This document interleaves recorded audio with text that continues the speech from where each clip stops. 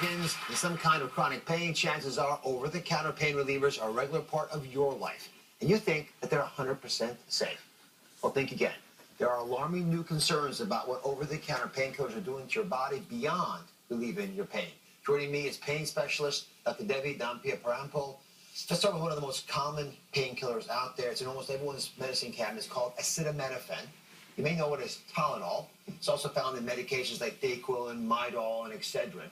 So Dr. Devi, what are the new concerns about this family of drugs? The latest research shows that taking just slightly too much acetaminophen on a daily basis can damage the liver and be deadly.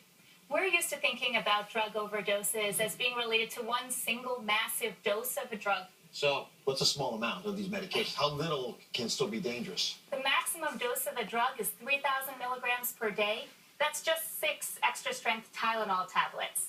Christina's joining us, and I understand you take acetaminophen like so many folks do for headaches. Yes, I do. And do you take it regularly? How much do you take? I take it about 7 to 10 times a week. 7 to 10 times a week? Yeah. And have you thought about potential risks of this prior to the show? No, not at all. So I sent Christina on a scavenger hunt. This is what I wish I could do with every single person out there who watches our show. I wanted you to show me what's in your medicine cabinet. So here it is. I wanted you to look for unexpected sources of acetaminophen. So what I asked Christina to do, and again, I want everyone to do this themselves at home, is to check the ingredient labels for acetaminophen, or its abbreviation, which is APAP, A-P-A-P. All right, so Christina, let's look at your medicine cabinet. Here you are. It's a very honorable project. There's your medicine cabinet, all the things you got in there.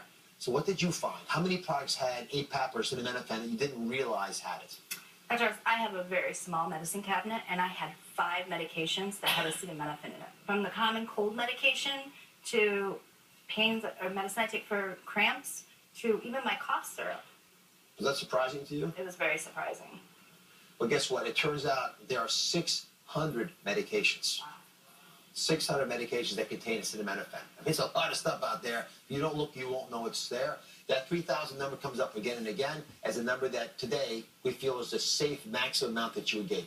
But let's just show everyone how easy that is to add up. So, Christina, you say you take acetaminophen, Tylenol, for headaches, very commonly done. If you were to take what the package says, which is 1,000 milligrams every 6 hours, so let's just say you did that 3 times a day, you're already at that number.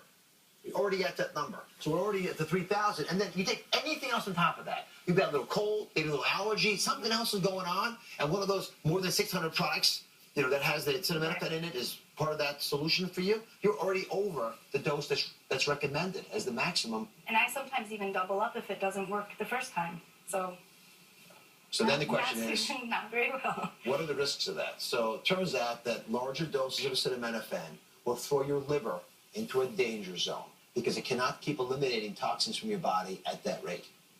So it's a big issue. We deal with this in our hospitals all the time. It's a secret hazard.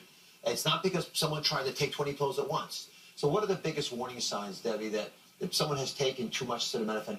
You're looking for signs of liver damage. So that can be yellowing of the skin or the nails, sometimes of the eyes. You can also have changes in the urine where it becomes darker. That's related to the liver failure and the buildup of toxins, and that can also cause the skin to become itchy sometimes. Have you had any of those symptoms yet? I probably need to look for alternatives. I would certainly look for alternatives, but again, I think everyone ought to be checking the labels of their products for acetaminophen. Make sure you're not getting more than 3,000. At least you know you're safe. And I think you're right on target when you get alarmed by that. And I think it's also worth considering non-medication alternatives to these products. As well as they may work for headaches, you could take magnesium for a headache. For a lot of folks, 400 milligrams of magnesium will address the discomfort you have. If it doesn't work, guess what? You can still take the acetaminophen. But give yourself the opportunity to find alternative solutions, get you below that 3,000 number that I showed before. Thanks for sharing your story. Thank you. All right, coming up, the new concerns about the over-the-counter medications that you use for back pain. Could it triple your risk for a stroke? Find out how.